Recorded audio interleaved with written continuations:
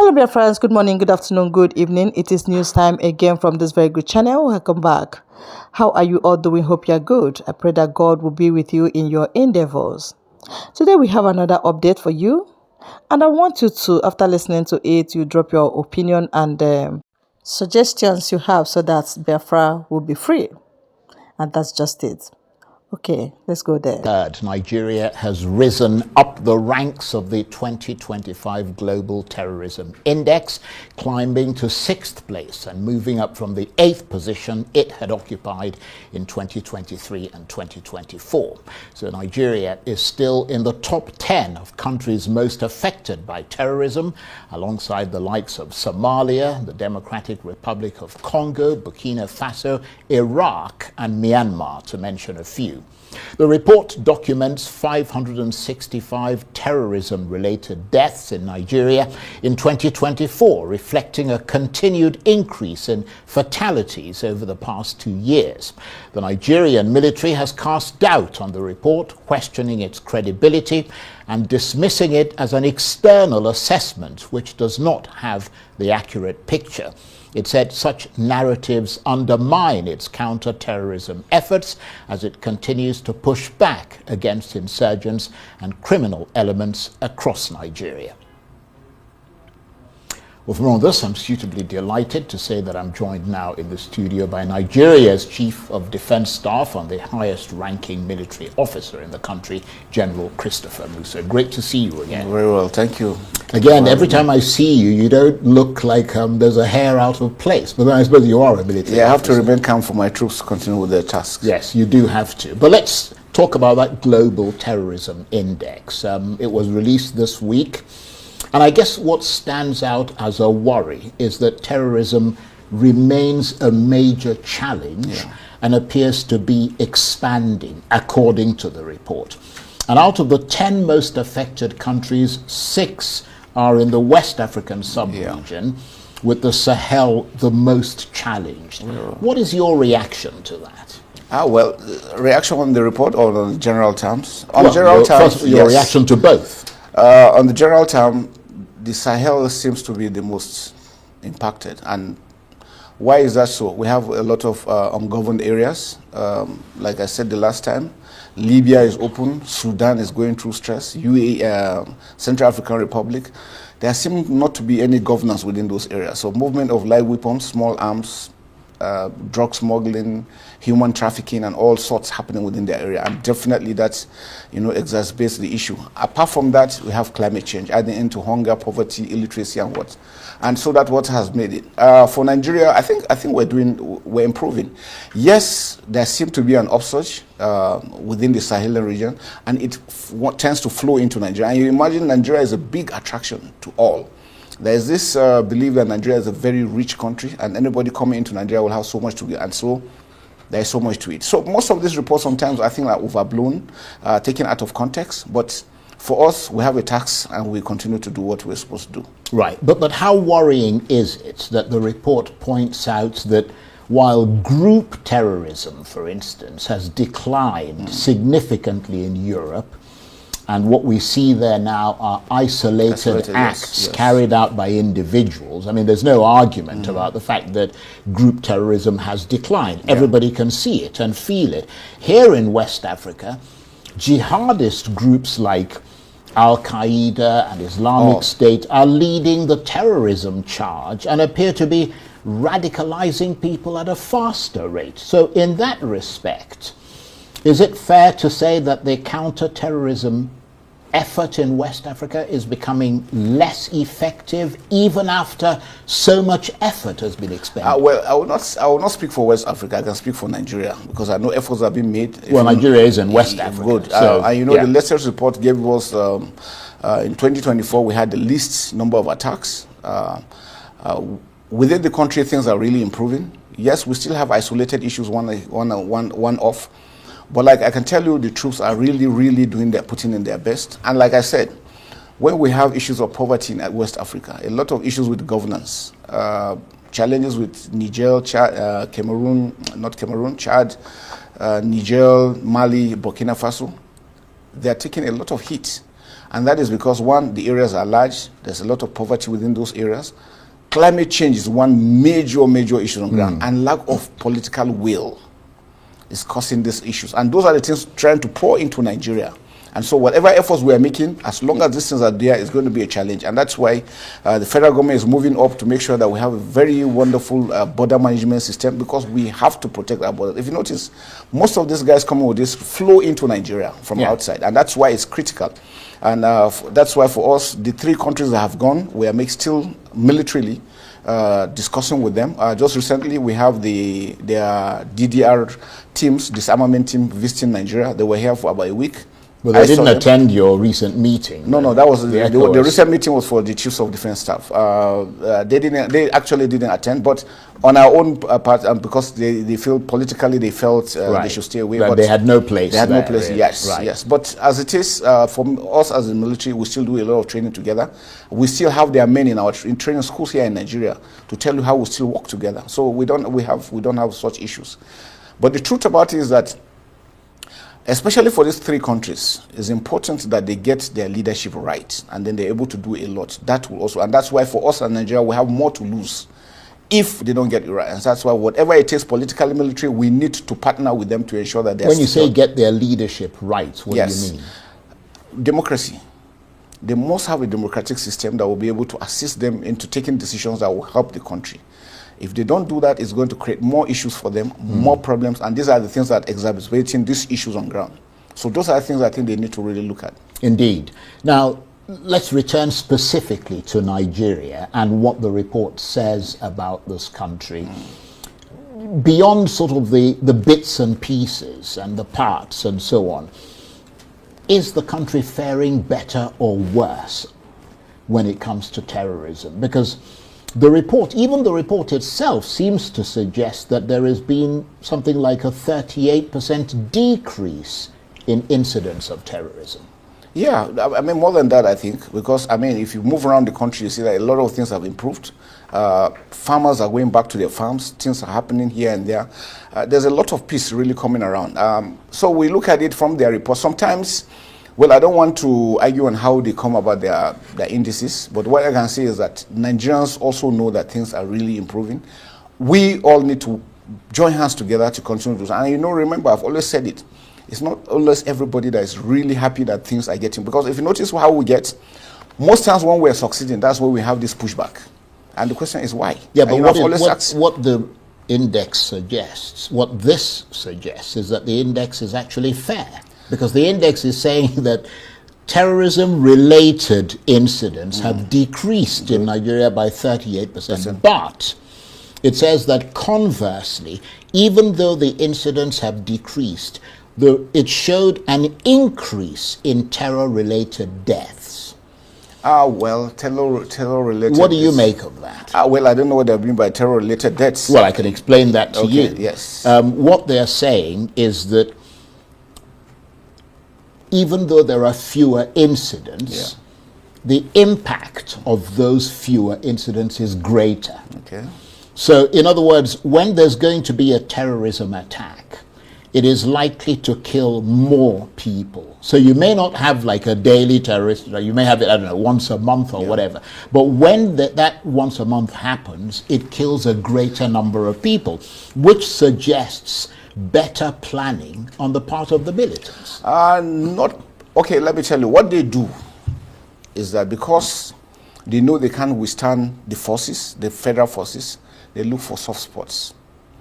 Now, once you are deployed in this area, what they do is that they look for soft areas where there's nobody, maybe nobody has any issues there, and that's when they attack. And what do they use?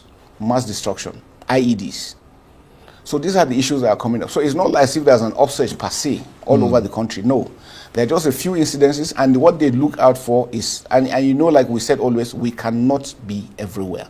And so the efforts are being made to make sure that we stem this effort, and everybody is working towards that. And I can tell you, things are really improving. And unfortunately for you, you seem to be the, I mean, I hate to say that, but, you know, from a public point of view, the military, the army seems to be the only, because I mean, as you correctly pointed out in previous sort of interviews, you're not the only one who's supposed to be doing this. I mean, there's supposed to be police, there's supposed to be other things. Correct. But you seem to be the one doing it. Yes, when it gets to this stage and it's beyond the police, the military steps in. And that's where we are doing. Now, like I said, how do we stop this? Now, let's get back. How did we get here? Porous borders, equity, fairness, justice, poverty, illiteracy. Absolutely. These are issues that have to come in. I was going to get to that. So we have to get issues on making sure that we're equally addressing those issues. There are areas that will be liberated. We need those areas, to be garrisoned so that life could come back into normalcy. And that's good. Who's going to garrison it? You just said it's beyond the police. No, what we do is that once we clear an area, we move forward. The police, the civil defense, and everybody comes in so that government authority can be reestablished. Yeah, but isn't that happening? It's happening to some extent, but we want it to be more. Right. Because most times you find that we go forward, we still have to come back to make sure that. So why is it that it isn't happening more to the level that you want it? Well, again, challenges of manpower, equipments by these other groups, and that's why the capacities of those individuals must be enhanced. And that's where this police reform is very, very critical, very important. A nation can survive without the military. No nation can survive without the police. And that's why it's critical that we must get our police up and doing. I know efforts are being made, we need to do more. And once we're able to do that, and some of these things are being able to nip in the bud, we won't get to where we are. Right. And that's why my advice to nations is don't allow insurgency to commence anywhere. It's a very, very difficult thing to treat. Example, in Afghanistan, Americans were there for 20 years, spending almost $1 billion daily. Yeah, but it's different. It's not America's country. This is your country. No, but it doesn't matter. You are dealing with the same people. Yeah, but you know your country better. I mean, you wouldn't go and carry out an insurgency in America and get away with it. Well, I don't know what you mean by better, because with all the technology and all the things, the know-how, and Americans were not from the first time. Yeah, but they're in a foreign country. That's a different thing. But the people in that place know the worst part. Terrain. The scenario for both is that you are fighting somebody who has nothing to lose. All he cares about is destruction. It's either we are with him or you are against him. And anybody against him, he doesn't care who he kills. They're killing children, they're killing innocent individuals. They don't care. Yeah, but you can't do anything on a massive scale in the United States and on a massive consistent scale for over a decade. It's not going to be possible. Well, again, geography. You look at the geography within the United States and you look at geography in Nigeria. They're not too different. They're not two same issues. But the truth about it is that it's a difficult operation, and it's an operation that shouldn't start. But once it starts, you have to put these steps into place to make sure that everybody is on board. And I'm happy where we're getting some successes now, because Nigerians are beginning to understand that they equally have a role to play. Before now, people tend to believe it's a military operation, it's a military war, it's not our business. No. But now we get the support from the populace, we get information as quickly as we get this information, actions are taken. And that's where things are improving. If you go to Kaduna State, before now there are areas where people dare not go. But now markets are back, farmers are going back to farm, Zamfara State, Kebbi and all this. So things are improving gradually. Yes, we might have these incidences one or twice, because it's what we're fighting. So that's why it's important for us to understand. And is it easy for people to get in touch with you? No, very easy. Because I mean, these things should be in the news all the time. Very, very easy. But again, we have this issue of having to also protect giving those information. No, I know, but in terms of the number to contact, the places, I mean, that should be on television sets every single day. Yes, we have them, because what we do is that for the safety of the individual. Now we have some call numbers. I think we'll get them across to you. We have some call numbers you could do, but for the commanders on ground, we have given them that authority to mix with them and then pass their numbers around. So once you see something, you report as quickly as possible. So you're concentrating obviously in those areas. No, very well. But obviously anybody across Nigeria could hear something and get in touch with you. Yes. But I mean, we were talking earlier about the fact that we're seeing less number of incidents, but greater number of deaths, which, as I said, suggests better planning. One incident, for example, in Yobe State, that report points out in 2024 led to the deaths of more than 120 people. Not correct. I mean, that's why I've told you. That's a massive that scale. There are some individuals that are happy when Nigeria is bleeding, or when Nigeria seems to bleed. And whatever, remember, not long ago, some people told us in 2025 Nigeria was going to pack up. I hope you don't forget that. So there are individuals that are not really happy things are really working well. And it seems when we're getting it better, that's when all this information comes in. Yeah. I also remind you about the Human Rights Report, the Reuters report where they say we're abortion, illegal abortion over 10,000 people. It is whenever we're succeeding that we have this pushback. And the question I ask, what's the intent? What do they want to achieve? Is it to demoralize our troops or make them what? So are you saying that more than 100 people went No, killed? not to, I can tell you. So how many people were killed? I think they're not up to 50. And why was that so? We have always warned, please don't trade with these individuals. No, but you know that there's a difference. Sorry to interrupt you, General, but there's a difference between, I mean, we are reporters. Okay, good. And oftentimes the military gives a number. Yeah. But when you go and talk to the local people, they have a different number. Yeah. So when you say there are 50 dead, and when the local people are saying there are more than 120 there's no local, because there's a big disparity. The truth about it is, I see, we know what it implies. Credibility is very important. We don't want to lose that, because once people cannot believe in what we are telling them, then we will lose the war. And we don't do that. So when we give you a figure, it's not like we're lying. Initially, we can give you a smaller figure until we confirm. And once we verify, we'll come out with the actual figure. Why is that so? What really happened then is that the communities were trading with those individuals. And then it was a deal that went back between them, just like the Lakurawas. You bring and that's why we say, don't ever bring a monster to yourself.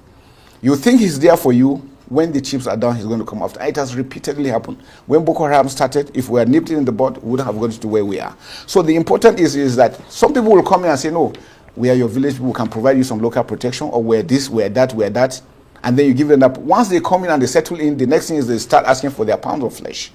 And that's what they do. And that's exactly what happened. It was a deal gone back between the communities, and that's what really happened. So before the troops could even get there, it was already too late. So what do you make of the report's recommendations?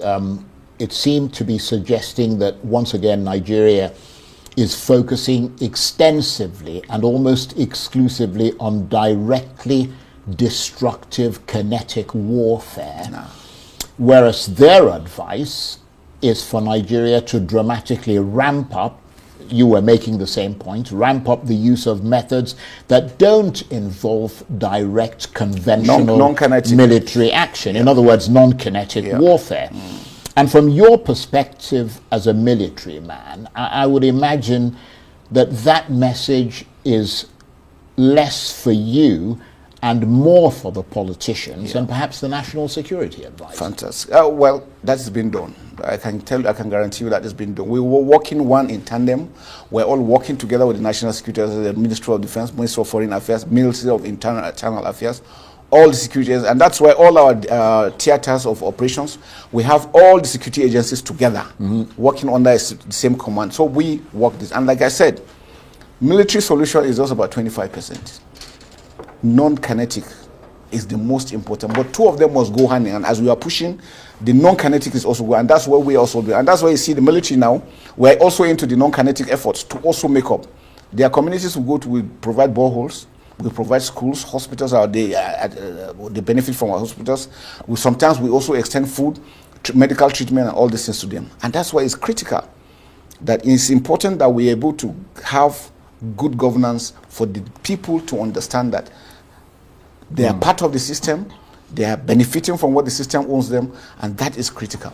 Yes, so there is no question in your mind that, in other words, you agree with the report when it says that there needs to be a shift towards less kinetic and more non-kinetic. No, it's not a shift as per se. It's just to enhance the activities we're doing. We're doing that already. It's just that we need to scale up both the kinetic and the non-kinetic. Because the non-kinetic, like I said, in the Northeast, we're able to achieve, as a date, we have over 120,000 that have surrendered. Both terrorists, non-terrorists, women and children. And I've always reminded you, out of this number, over 60,000 were children. And what were they doing? Before now, they used to go and attack a village, capture everybody, take all the adults, and force them into joining them. Now it's difficult for them to do that. And so what they do is that the women they're with, they get them pregnant. Once they give birth, 4 months later, they take in. And within 120,000, they have over 60,000 that are children. And for us, that's the win, is a success that we're able to pull them out. Because for human nature, any child who grows in a society, what he sees is what believes that is natural. So if they grow in a society where killing is natural, they come out to become brutal killers, and we wouldn't want that to. And that's why we've given them that as, and that's what to tell you the non-kinetic, because we worked with the Borno State government, we work with the federal government, we work with the humanitarian agencies all together, pulling them out.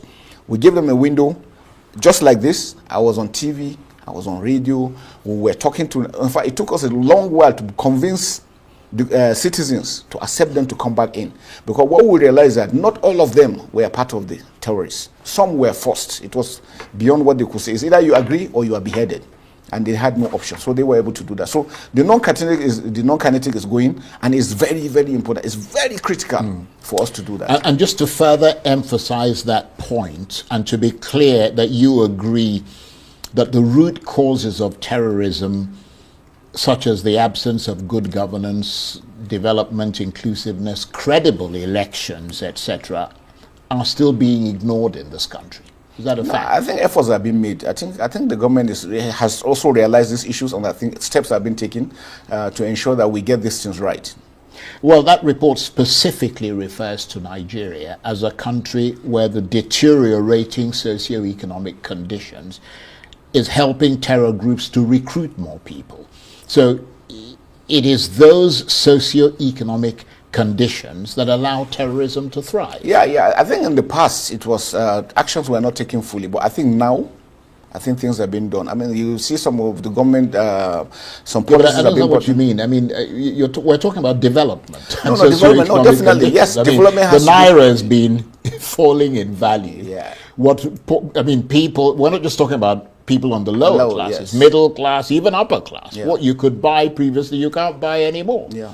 Yeah, but I think So, again, it's not. It's not only. I think it's a world issue. It's not only a Nigerian thing. Well, yes, it's not a consolation to that person. Well, it is. I think for us to understand that we're not only alone, and this terrorism we're talking about is not only in Nigeria.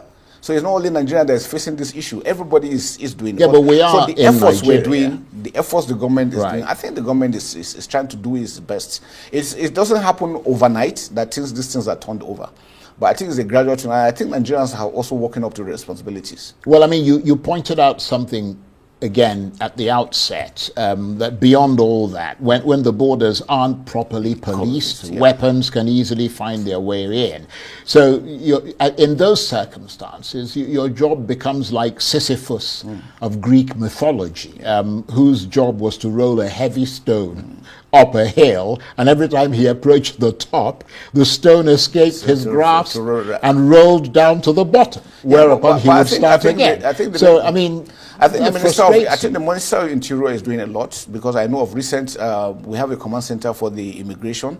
We're working together with the civil defense to ensure that the border areas are also properly manned. And before now we had thousands of entry points that illegal individuals just come in and go out at will. But efforts are being made now, at least for all the major border points. You could sit down in the command post at the command headquarters in Abuja, and you see what is going on directly there. So actions could be taken. Now, I think the leveraging on technology is making a lot difference now. So I think we need to really build up on that, which is critical. Right, but still the borders are porous. Not as they used to be. It's getting better, I think. Right. Yeah. But that makes your job more difficult, doesn't it? Of course, but that's where we're trained, and that's where we're living up to expectation. We're trying to make sure that we face the challenges ahead, and as we see it, we prefer solutions, or we make suggestions, and actions are being taken. And I think for us that is very important.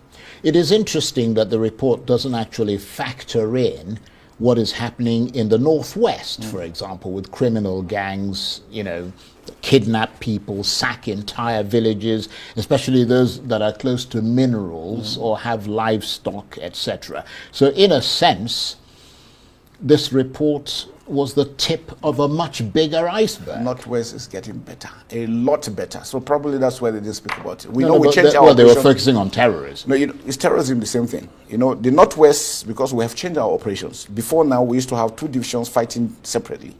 Now we've collapsed them into one command, Operation Fansanyama, under one commander, with the GOC 1 div and GOC 8 div working together, holding the border. So now it has given us so much, and that's why you see the Northwest is really, really getting better. Farmers are going. That's why I told you farmers are going back. We have a very good harvest this year. And we intend to also give protection for those ones. Now, the issue is with the mining areas. Those are areas, and you know, with the civil defense, they have the mine guards. They are also equally working. They are scattered all over. So I think the government now is equally trying to put them together, because before now, like I said, the mistake we always do is that we allow things to fall until we try to address them back in. But steps are now being taken because we know how dangerous it is. I can tell you, Colombia, as we speak, their greatest threat now is not even drugs or whatever, illegal mining. So it's not a Nigerian thing, but it is what we are doing about it that is really, really very critical. And we understand that if we don't stop them, that's where they get the funds to buy weapons and then to continue to do that. So we have, part of our efforts now is we are identifying with the oxygen, logistics, funding, leadership. And that's why you see things gradually are now picking up. Why we're having challenges is because we don't produce what we need. As we speak, even with your cash, it's difficult to get equipment. It's very, very difficult. And that's why we realize, and we're happy when Mr. President signed the DICOM bill. That has enabled us now to also to interact with other original equipment manufacturers for us to come and produce in it. Because we realize it is when you produce what you need that you can really be able to do so much. The Ukraine-Russian war is affecting the entire world. I can bet with your money, it's difficult to even get equipment. So, I mean, you've talked about the terrorism issue in the Northeast. Yeah. You've talked now a little bit about the criminal gangs in the Northwest, a little bit. Just give us an overall picture of what the threats, the biggest threats now that you face are in this country when it comes to getting a handle on insecurity. The greatest threats is that we're having individuals that are really hell-bent on killing innocent people for whatever reason. If it is monetary, it is ideology. They just don't care. And it is not like I always said, is that they're getting the support from outside. I'm happy that efforts are being made. Of recent, you had the incident of the congressman from the US, what he said. And we try to bring those things up to understand that, look, how are they able to sustain these things for this long? Support. Now we're looking at, and the world needs to really come in, because my advice is that the entire world needs to look, let it not be a Sahelian kind of challenge, because if after Sahel we are next, they are not relenting.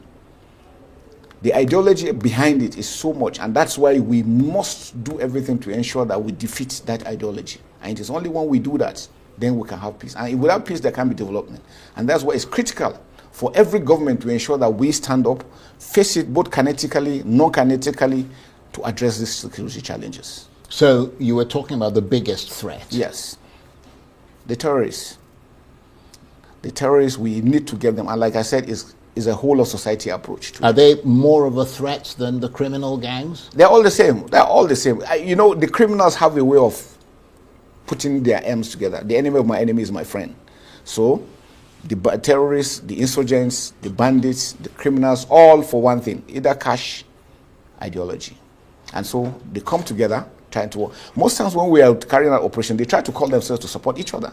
And because now we've understood that, so we take actions once they are coming on all fronts, we make sure that none of them goes back. And so that's why you see we are progressing. And like I said, you equally mentioned recruitment. When there is so much poverty, population growth, we have uncontrolled population. There are people just waking up and nothing doing from morning till evening, no food, no nothing. So they are easy target. These guys use them, give them peanuts and tell them, come and join me. Your government is not doing anything, I'm taking care of you. I could do better. Be with me and not with the government. And that's why we try to encourage Nigerians. Don't allow anybody to deceive you, because you end up dying like they do. And that's why it's important for us to continue to work together as a team. General Christopher Musa, I want to thank you very much.